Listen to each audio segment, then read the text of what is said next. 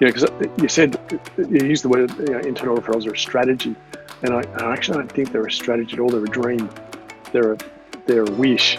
Yes. The strategy is something that creates an outcome, and to say that you focus on internal referrals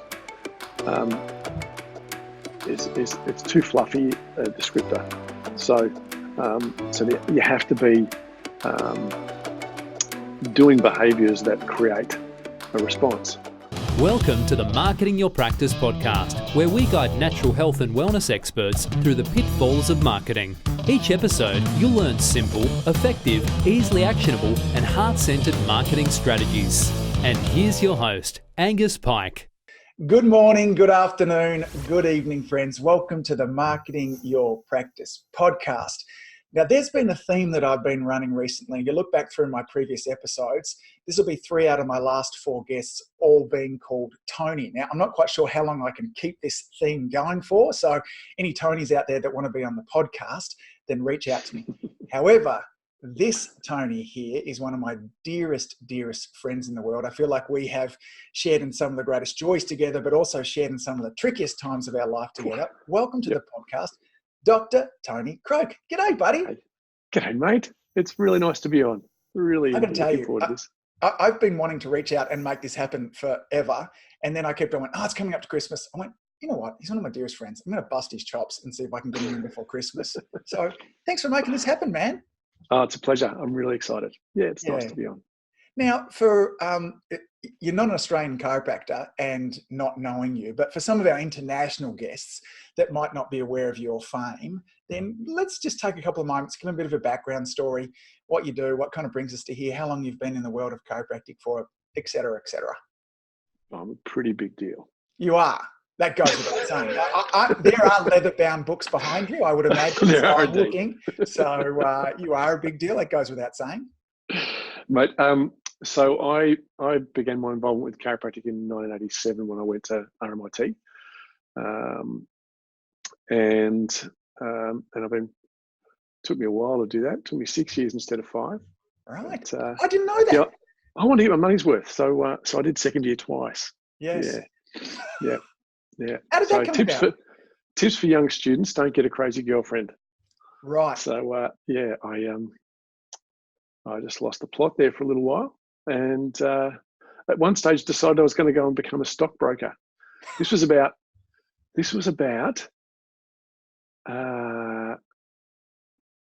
just after the 87 stock market crash. That was October 87.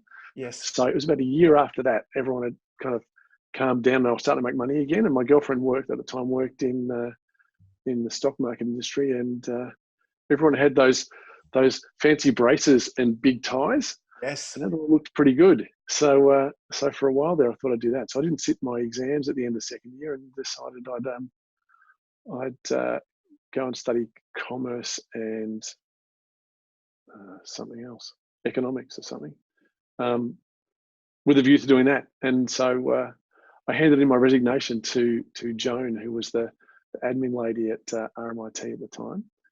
And then Brian Kelly came around to my house. He said, "Mate, what are you doing?" I said, "I'm going to go and do finance." And he said, "Well, at the end of your life, do you want to have a life full of numbers or a life full of faces? What do you want?" And I'm like, "Oh, you bastard." So I jumped in my car, drove back around to see Joan at RMIT, and I said, "Oh, you haven't got that letter still, have you?" And this is about, I don't know, a week later. And she pulled it out of the drawer and she "What, this one?" And hadn't put it into the system. So Wow. I had to go and sit in a academic progress meeting, which is a nice way of saying this guy seems like he's a bit of an idiot, so should we kick him out or not? And had our anatomy lecturer, Siba Shandaraj, Yes. batting for me in my corner so hard, and I still to this day don't understand it because I was not the finest anatomy student, but she convinced the rest of the board to keep me on. So yes, that's why it took me an extra year, because I had to go and do that second half of second year again. And then got out, practiced in a group practice down in Gippsland in Eastern Victoria here in Australia for a couple of years or so, and then bought a practice in that we started in early '94. So we're coming up 26 years next month that we've been here. So that's kind of how I got here. Yeah. So what one of the pleasures, there's been a few friends that I've had the opportunity of being on here, and it would be awkward for me to interview you in any other circumstance, and not that this is an interview, but it's a conversation. I can't believe of the 20 years that I've known you, I've never heard that story. That's it. So, yeah, right. Yeah. Right. Yeah. I like it. So close. Dude, you know what?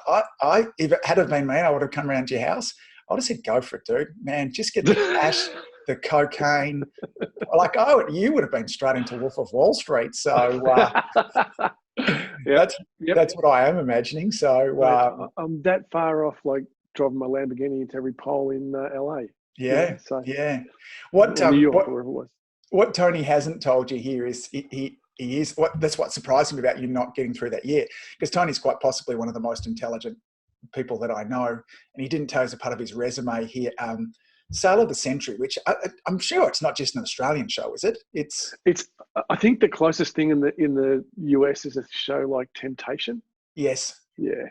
Or even a bit kind of Jeopardy-ish, like kind of similar sort of thing. Yeah, too. And how many nights in a row did you win that before you took the goods and ran away? 2. Yeah. Yeah, I won the first night by a fair way. Yes. And won a trip to Thailand, all business class airfares and stuff. So the place we stayed in Bangkok, the previous guests were Tom Cruise and Nicole Kidman in our room, and then the guy before me had won that, and he'd also won an Alfa Romeo. And I'm like, this is easy. I'm coming back to win the Alfa. So I came back, and instead of winning the Alfa, I won a little 2 person camper trailer. Right. It was worth about 15 grand. So, but I won by $1 on the last question because I knew that Baton Rouge was the capital city of Louisiana. So I at that point realized that I wasn't as smart as I thought I might have been, and better to take the money and run. So to continue the stock market theme, I sold that camper trailer for $15,000. Nice. We're now talking about the year 2000, so the .com boom. And I invested that in a company called World School. Now, you might not have heard of World School because they don't exist anymore. Right. And neither does my $15,000. Right. So I think that last time I looked at that, it was worth about, I don't know, $28.50 or something. So, yeah, okay. Waiting for that bubble to burst again to get back in there, hey? It's got to come back soon. It's got to come back. Now, listen, one of the things, because we could talk about Sale of the Century game shows and dropping out of college forever, but what we're actually going to talk about today is the process of the internal referral. And it's, I kind of had a little bit of an aha moment with this. I'm very slow. I'm not nearly as clever as what you are. And what I'm in talking to so many different practitioners, often there is this idea when I talk to them about what's your marketing strategy. It's like internal referrals. That's the way to build a practice, internal referrals. And it comes from a little bit of the idea of if you build it, they will come. Our job is all about just kind of looking after people and then let the new patients kind of come from that. And they're beautiful concepts that are driven around there too. But what I kind of realized to be able to articulate is that's a strategy, and we were talking about it beforehand. In the same way, strategy, but yes, it's a stunning strategy, because internal referrals, without a doubt, they're the most wonderful kind of patients to look after. They come in the door pre-selected. It's like you already know each other because you've had that third party edifying us. So it's a great thing. But there's a strategy behind internal referrals, whereas most people say internal referrals, and I go, well, how do you actually make that happen? And then there's deathly silence. So, which I went, I got it. And so I thought, who better to come on and talk about this than it's been your single focus last 6 years, or maybe even a little longer. Yeah, a bit longer. I think to kind of talk through the arc of my practice experience, we started off in a practice back in '94 that was open on a Tuesday afternoon between 2 and 7, and I bought that. And they hadn't seen a new patient for 6 months because they just couldn't fit them in. And a great practitioner, Eric Dowker, and so then we opened up a couple of days a week, and then we opened up a bit more, and so it really grew from pent up demand based on Eric's work, and then we just tried to follow that through, and then that kind of found its natural kind of plateau, and so then we started doing some training with CJ Mertz back in, I guess, around that sort of late 90s, early 2000s, where the focus was really on driving your marketing quite hard, very down the line. This is the way we do it. Get on board or get out of the way, sort of thing. And our results were really good. Like, the busiest I've ever been in practice was when we had that really, really hard line around things. And we did a lot of external stuff, a lot of screenings, a lot of letterbox drops, a lot of things. And we could spend, I can't remember, maybe it cost us a couple of $1,000 to do a letterbox drop in the local area, and we'd get 60 or 80 new patients from it, and they'd all come through, and we'd tell them the story, and some of them get on and some of them get out of the way, and we saw lots of new patients, and then the letterbox drops just stopped working, and the screenings stopped being as effective, and we've always tracked our internal referrals, and everything just fell off a cliff. Like within 18 months, we went from we've dropped to about a half of our new patient flow. Yes. Yeah. And confluence of factors there. I think people got tired of being told so hard what to do. I think people stopped reading their mail. People stopped. Life just gets busier. It used to be that people would wander through a shopping centre, and now they power walk to go from wherever they got to get to, if they have to go to a shopping centre at all because they can't get it on Amazon.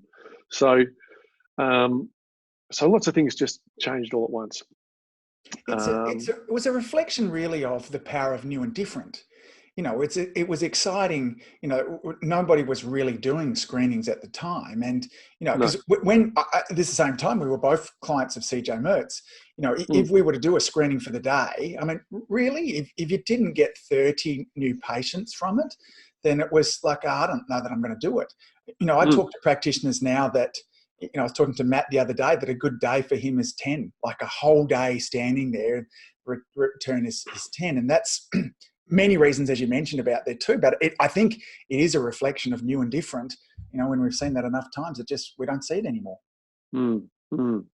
So I started asking questions and going, well, what am I doing? What's happening here?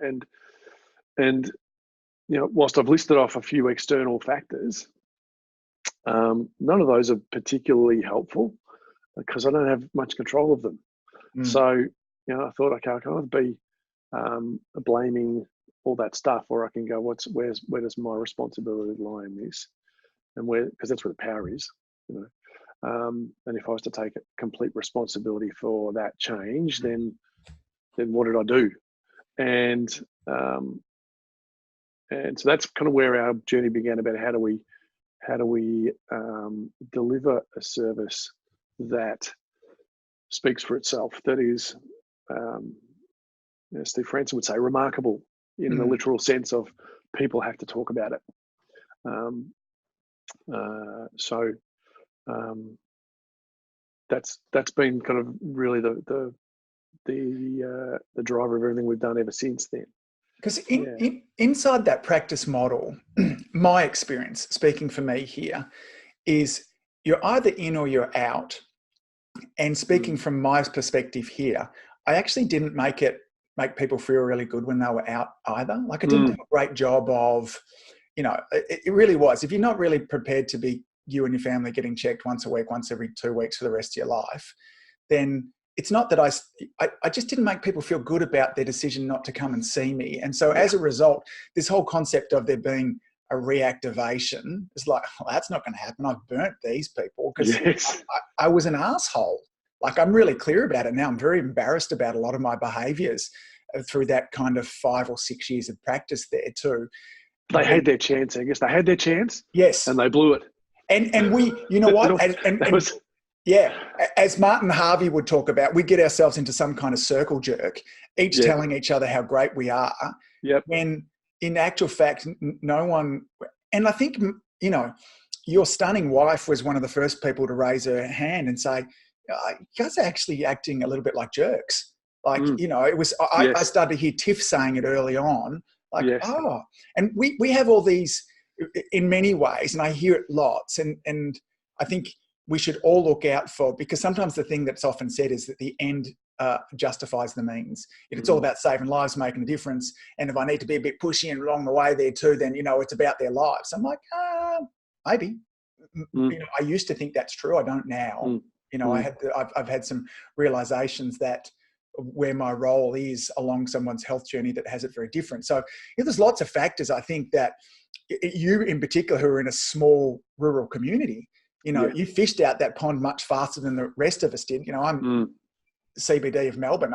You know, my surrounding area within a 3-kilometre radius, I've got 750,000 people. You didn't have that. No. Yeah. No, we had about, well, when I started, about 6, and there's now about probably within a 20-minute drive, there's probably 100,000 people now. But it's that's only in recent years, you know. So that's probably doubled in the last 10 years. So I think two things: smaller community, so you get that effect faster.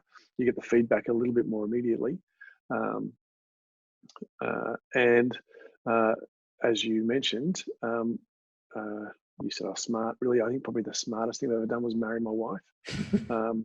So I've been living off her intelligence ever since. And she has a very good bullshit detector, and also a really beautiful way of delivering that without saying that's bullshit. Where she actually makes you feel kind of okay about yourself, even though you've been a rude asshole. So she's wonderful. Yeah, she is wonderful, and she does have a level of emotional intelligence that's second to none. You know, and there's so many different levels of book smart and stuff like that too. But when it comes to that level of emotional intelligence, watching what's going on with human interaction, being able to see and to show empathy and compassion in a way that, you know, in fact, I might get Tiffany on here in the things. I couldn't get another Tony, so I'll get a Tiffany. She would be so valuable. I would do that. So this all led to you really going, okay, where can I get insight? Because I can't control who's going to the supermarket, not going to the supermarket, who's opening their mail, they're not. But it opened up this idea of, you know, I can be in control of internal referrals, and had you looking at what are the ingredients that ultimately lead to me being able to sustainably create internal referrals. That was the journey that kind of began out of a lot of that. Yes. Yeah, absolutely. Yeah. And then that came down to, you know, because you said, you used the word, you know, internal referrals are a strategy. And I actually don't think they're a strategy at all. They're a dream. They're a wish, you know. Yes. A strategy is something that creates an outcome. And to say that you focus on internal referrals, it's too fluffy a descriptor. So you have to be doing behaviors that create a response, and if you're not doing that, then what you're doing is saying, I can't be bothered doing marketing, and I'll just hope that people refer people in, and they will sometimes, because, you know, chiropractic's fantastic, and sometimes despite our best efforts, people still will refer to us, you know.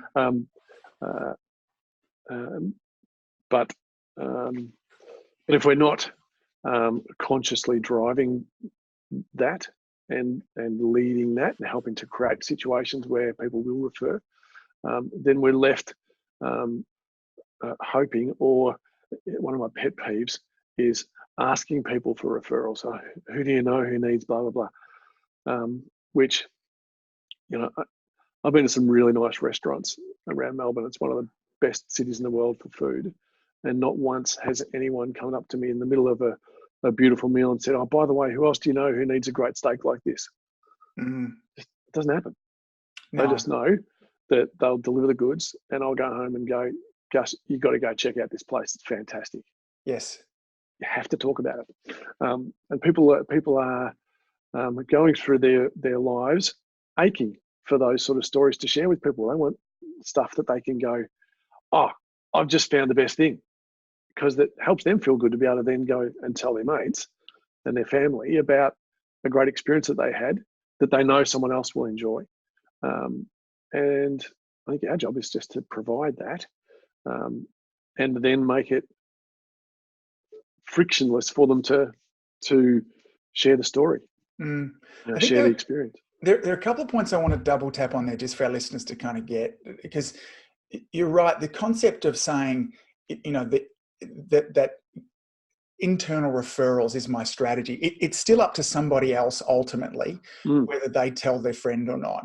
And so therefore you say, well, what is within your control is the kind of care that you deliver, the environment that it's delivered with, all of those things in there, but the ingredients ultimately that might lead towards somebody, the end result of which them saying, man, Angus, you've got to go along and see Tony. He's fabulous. That's what you focused on. So when you kind of reverse engineered, what's the environment that's most likely lead to an internal referral? Is that what you mean by in terms of the internal referral is a dream? The yes. steps beneath it. Yeah. Yes. Yeah. So for example, one of the things that we've done in the last couple of years is we've gone from an open plan practice to we gutted the whole place and rebuilt the practice to now have individual adjusting rooms. Yes. So we'll see people in closed rooms again. And not because that was my ideal, although, well, I used to like working in open plan because it was fast, it was efficient. You can be telling one person something and someone else is going to hear it at the table next, and so you're kind of educating across the room, and so there's some upside to that, particularly from a practitioner perspective. Although it's handy for a mum and 4 rambunctious kids not to be locked in a little space, so kind of good for that too. But more and more the feedback we got was, I don't feel quite comfortable visit to visit sharing what's going on, as Russ Rosen talks about, from visit to visit, touch, tell, ask, and teach. This nerve runs to your ovaries. Often people who get this will get period pain. How's your period pain been? While Harry, the post office guy, is on the table next door. I started to feel like I was out of integrity and not respecting people by asking those questions in those environments. And I'm sure there's ways to do it. I just didn't have the skills or the nuance to be able to do that well, where people would feel okay about answering that question. And so we put up walls, and the very first adjustment I gave, February 14, 2018, was a guy who'd been coming to see me for a few months with a naggy, craggy lower back. And I said, now these nerves, they run to bowels, bladder, kidneys, reproductive organs. Have you noticed any problems with anything like that? He goes, oh yeah, like erectile dysfunction. And I'm like, really? How long has that been going on for? And he said, a few months, probably since this back got sore. And I said, oh, you've never told me this before. He goes, well, I was going to tell you out there. And so that was the very first adjustment. And I was like, okay, righto. And so the level of connection has been better, since that. And it was really driven by the feedback we were getting from clients around, sometimes I feel like that, because if one person tells you that, then probably 10, 20, 50 times that many people are thinking it. So So we invested pretty heavily in rebuilding. So, how did you go about soliciting that feedback? What was your process?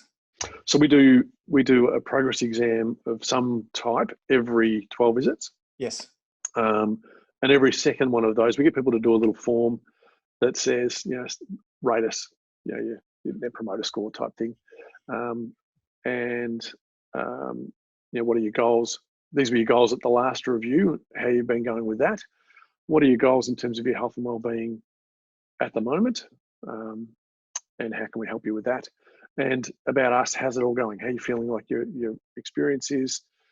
Tell us everything.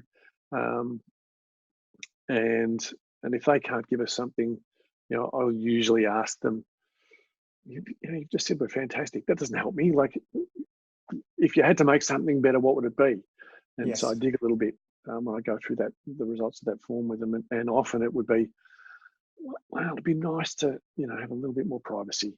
And so then, we just work from there. Yeah. That willingness to ask. It's interesting because we have a similar process there too, but not once have I ever dived a bit deeper. I think that's a really, glaringly obvious but all this time, because we ask for that kind of feedback. Mm-hmm. But there's that next dive in where the real answer comes from. I'm seeing that now, that often the simplest avenue through to the answer is the best. So you made some changes inside of that too. Some other interesting, and again, I think equally brave changes that you made is you really changed the hierarchy of how things work with your staff also. Yeah. Can you explain a little bit about that, share about that, and then perhaps talk about the results that have come from you doing that? So as we talked about, that chiropractic wank factor of if you go to a seminar and someone says, I had this person in and I told them what for, and and they didn't get it, so they just weren't ready for me. And so then the rest of us all stand around and go, yeah, good on you, fair enough. You don't want those dirty scumbags just dirtying up your practice anyway. You just want you held the line. Yeah, good on you. So we can all walk around, beat our chest and feel great about it. And then we go back out into the world and we're dealing with normal human beings who are rational and have their own, Seth Godin talks about sonder, their own internal processes going on, their own, we've all got those little thoughts in our mind that are just kind of ticking around. And the word for that is sonder. And we've all got our own sonder. And very often early in my practice career, the first 20 years, I was taking a lot of notice of my own internal processes and not much notice of anybody else's. And what I've realized is as I flip that's really useful. And one of the ways to understand how normal people think is to ask normal people. And our team, our CAs and our support team are normal people. They haven't spent years studying chiropractic at university. They haven't spent years then kind of indoctrinating themselves in all of that philosophical understanding, which is wonderful, but can shift us a long way away from the worldview of someone who's dealing with a health challenge and trying to get some answers for it, and have been used to going to see their local general practitioner or somebody similar and being dealt with a certain way, and getting a medication or some sort of explanation that tells them why they were broken and how it's going to get fixed, and it's usually you go to the dentist, you go every 6 months. Sometimes they'll do stuff, sometimes they won't, but it's every 6 months. So heaps of people go to the dentist. It's not that big a deal. We talk about come every week or every couple of weeks, or bloody hell, it's not like going to the dentist. That's a big deal. And so that has to make sense for people, and until it does, then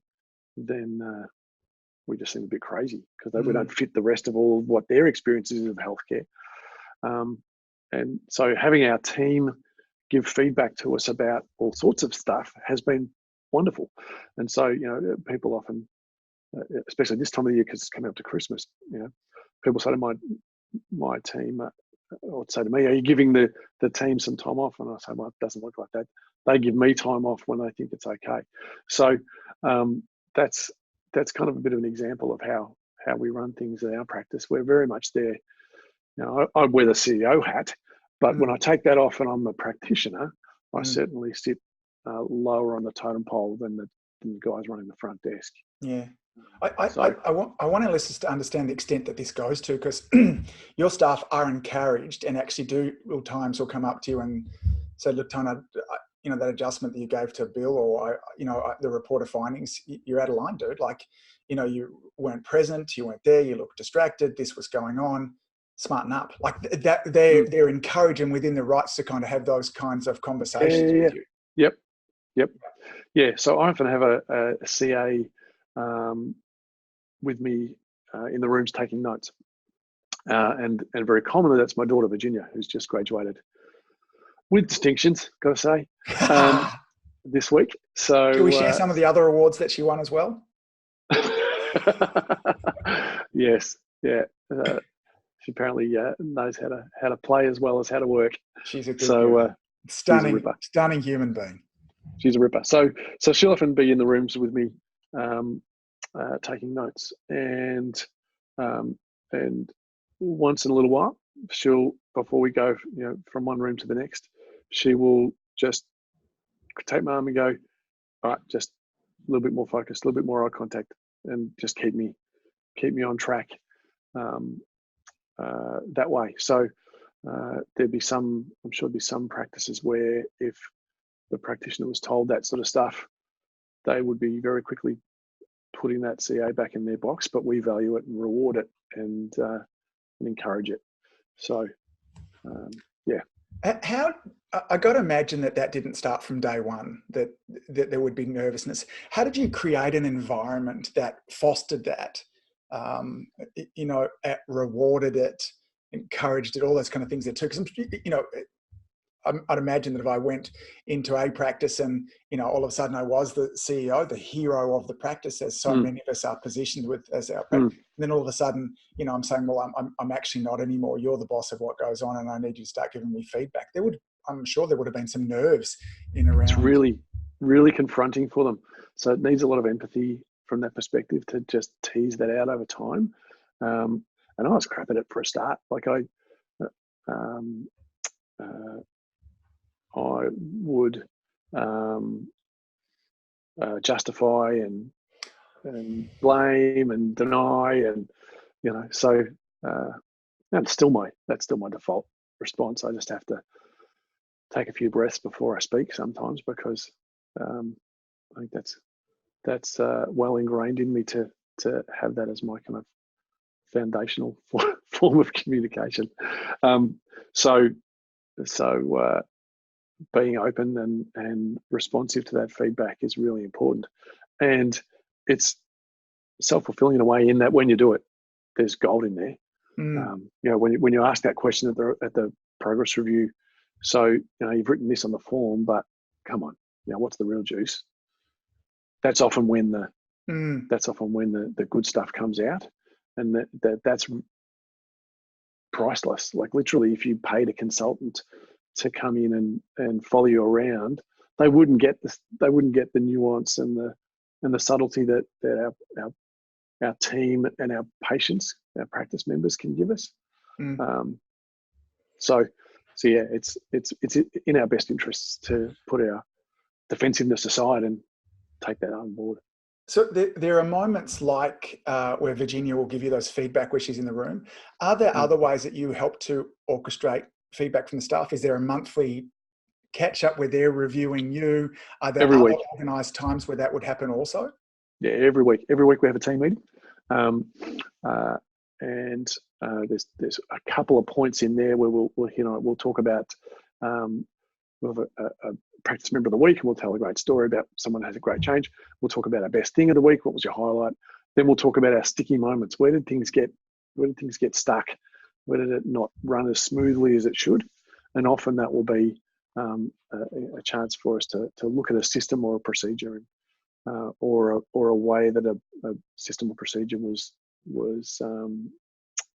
delivered, and go, right, okay, that could be better. We need to change that system or procedure, or we need to deliver that in a more effective way. And I often say that there are very rarely people problems, but there are often system issues. And so the temptation can be to say, oh, that person's not very good at that. Well, they don't have a very good set of strategies. They don't have a very good system. And so we can fix the system, then that's really useful. So we'll look at that. And then usually the second half of our team meetings every week, around about a half an hour, 45 minutes, we'll do role play. So we'll pull out, how is it that when we're giving a report findings that we deliver our recommendations? How is it when we're doing an examination that we'll test reflexes? What do we do when we find a significant finding? What's our response to that? And we'll role play that. When we've got someone who is experiencing acute pain, how do we deal with that, as opposed to someone who's had a long-term issue, and how do we manage that sort of stuff? And we'll role play all of those things, and so the practitioners will run that through, and the team will stand around and watch it, and afterwards we'll go, tell us all about that. And again, they'll go, some of them will say, oh, that was great, yeah, really good, yeah, I love that. Yeah, okay, tell us what was crap, what could be better, what could we tune? And often we'll get really, really useful feedback there. So we don't use any jargon in our profession, in our practice. We don't talk about I can't give an example, because we just don't use words that you'd find in a pathology textbook. We tend to calm it down, unless we're led by the patient to speak in that sort of language. We try to avoid that, because the feedback we've got is it's confusing and people walk out feeling a bit uncertain. Yes. So that sort of stuff. So in terms of how does that roll out into generating referrals, people need to like you before they'll refer to you. And so building rapport, communicating at a level that's understandable and shows care and empathy, by doing things like making eye contact with people rather than, it's kind of handy to have someone lying face down because they won't talk much and all that sort of stuff. So there's, again, what's good for the practitioner and what's good for the patient. And yes, look, maybe there are ways where having someone lying down doing a breathing exercise might be a great way to prepare them for an adjustment. But at some point in that communication, I want to make sure that I'm looking them in the eye and seeing who they are, because that's gold. Shaking a hand matters. Putting a touch on someone's shoulder, those things make a difference. So I talked about Virginia, who's just graduated. 2 years before that, my son Oliver just graduated as a chiropractor as well. So there's two of them now. And I was talking with Oliver about some of this stuff recently, and he pulled out Murtaugh's textbook of general practice. Now, John Murtaugh's a Victorian medical practitioner who wrote a book about being a GP. And there's a wonderful section at the front about listening and about seeing the whole person and taking a holistic perspective, and being able to ask open-ended questions and explain the significance of your findings in a way that is impactful but empathic, that will enlighten someone without frightening them, that will demonstrate that you care about those things and that they matter and that that person matters, that you can link those findings to whatever matters to that person. And so some of that was in the Murtaugh book, and I was like, wow, that's pretty cool, because 25 years ago, it was easy to be better than medical practitioners. They'd got to, you'd hear horror stories about people having their abdominal surgery and there'd be a swab left in, or a pair of scissors or something. Pair of scissors, crazy. Yeah. Cigarette butt, But it's not what, they're bloody good at it now. Yeah. Yeah. Oliver's just had a shoulder reconstruction after a skiing accident, and his experience was awesome. He was very well cared for, and I can't fault it. So we can't sit on our laurels and just go, we're chiropractors and we touch people and we take care of them and we're hands on, so we're better. We're not. We're not some bloody good other practitioners around in the allopathic model. So we need to be on our game. And so all of that makes it really important for us to get human feedback from people who aren't chiropractors about their experience. It reminds me of the conversation that I had recently with Tony Ebel. He's talking about, two of the bigger mistakes that we make are, one, we have a language, a lexicon that most people look at, like, innate intelligence and, concepts in there that we just take for granted, that when we're talking about, even things like natural healing ability and, then we get stuck into subluxation and the central nervous system and the autonomic nervous system and, sympathetic dominance, these things that roll off our tongue because we have a level of wisdom and or health genius in around this that so many of our community don't. And then the second thing that we do is that we're very quick to whack the boots into the medical system and really give them a hard time. And I've run this little experiment beforehand, and whilst everybody has room to improve, but if you get in a room of 10 people and ask them to raise their hands, how many of them either have had a direct experience or, one person removed to them where they feel that medicine has saved that person's life, I'm telling you, 8 out of 10 people will raise their hand. Yep. Now, whether medicine has actually done that or not is irrelevant. That's their perception of what's going on. And if you're going to spend the next 10, 15, 30 minutes talking about how evil they are, they've got two choices: either make themselves and their own experience wrong or make you wrong. And they're going to make you wrong. That's not the kind of thing that's going to build rapport with these people. And it's just not necessary for you to build relationships as well. Over this journey, the 6+ years, what have the results been? So it's all well and good to say, I've now got staff, all this kind of stuff, and it's a lovely place to work, that kind of stuff there too. What have you seen in terms of percentage increase in internal referrals from when things hit rock bottom to where they are now?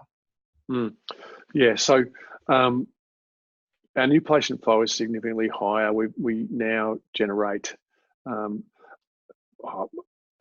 my practice. We've got my practice as an associate that's kind of growing her practice. So my practice is 80% internal referrals, and our associates is 50, which is really terrific. Good.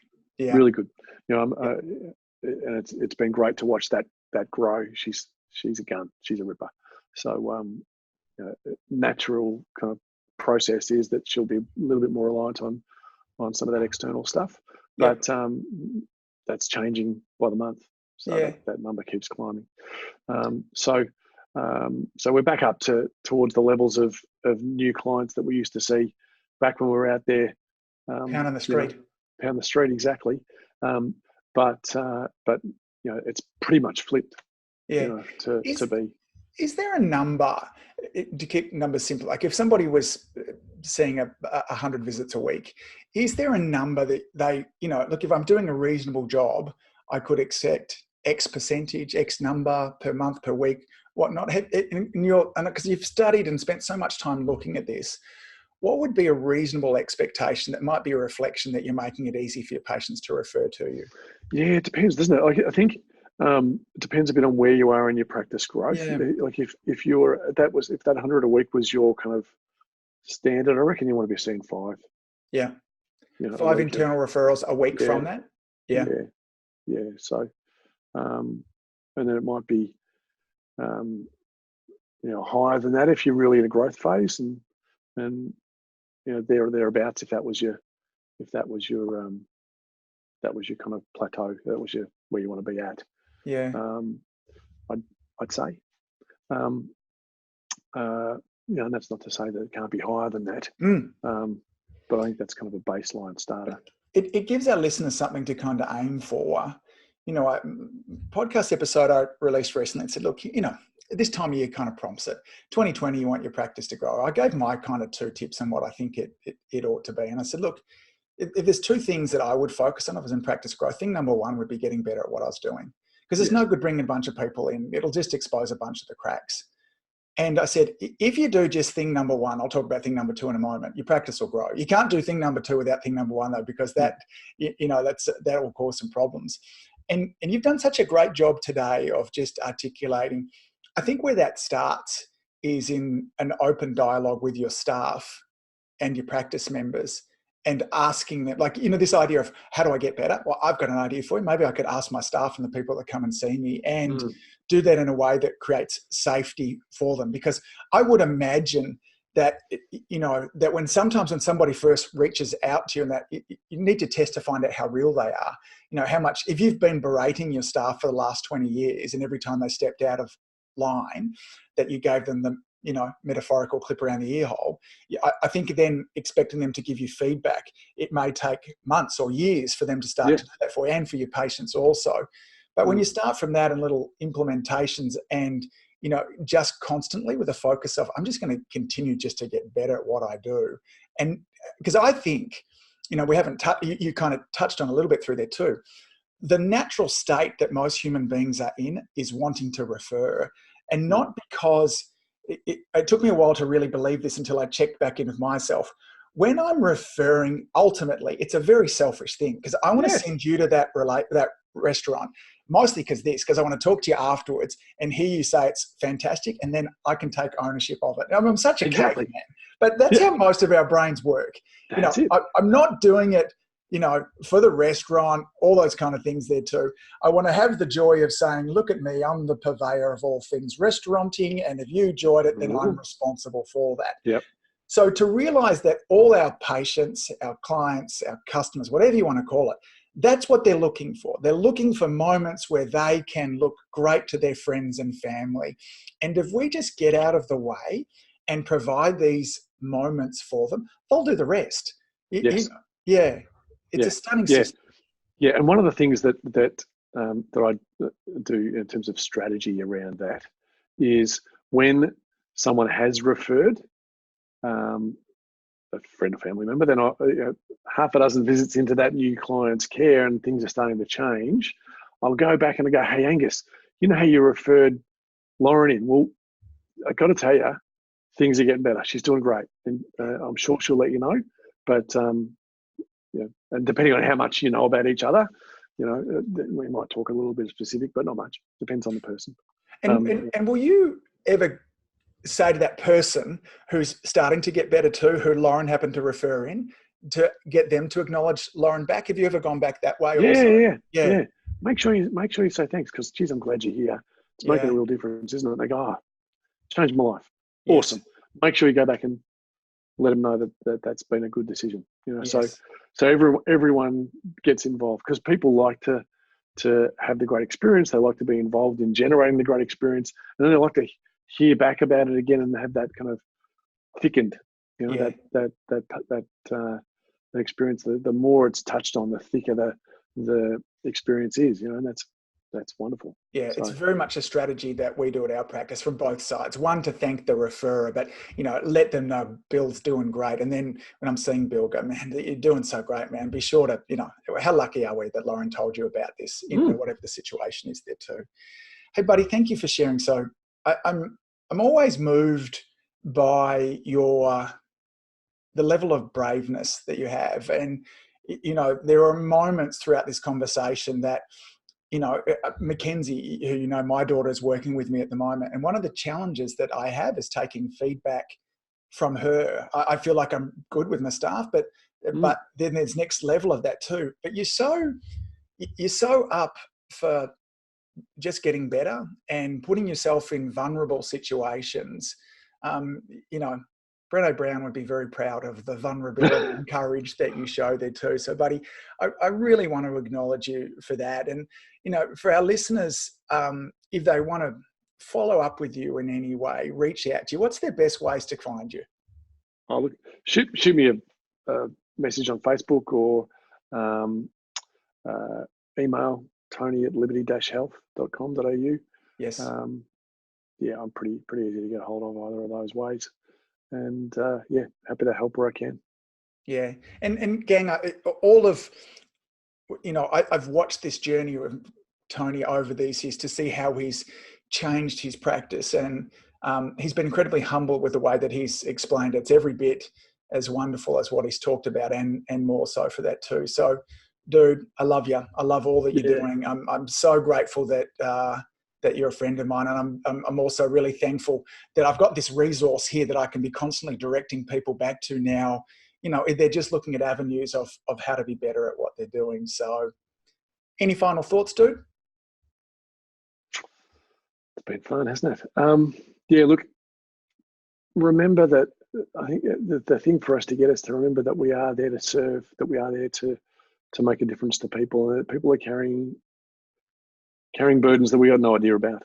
And if we can get close enough to them to at least even understand that, and I think one of the measures of that is if we can sit in an initial consultation with someone and feel like we need to keep our own emotion in check about, bloody hell, that sounds tough, then we're probably getting on the right track around having the level of empathy that's needed to create a connection. And I use that as a bit of a measure of my connection with people is, am I emotionally moved by what's happening in the room, and are they? Because if we can get that emotional movement, then that's what gets people to take physical action. And whether that's changing their own health behaviours or committing to their chiropractic care or sharing it with somebody else, then that's where we do stuff from. So I love you too, mate. I really have enjoyed this, and thanks heaps for the opportunity. Good. So have a wonderful rest of day. Gang, you've been listening to the Marketing Your Practice podcast with the incredible Tony Croke. Dude, see you soon. Cheers, mate. If you enjoyed listening to this podcast, you have to come and check out the Community Influencer Program. It's my monthly coaching program where we take all this material and I'll work one-on-one with you to apply, implement, systematize, and help guide you and your practice to the next level. Now you can join me on over at adiomedia.com/join. That's adiomedia.com/join. I'd love to see you in there.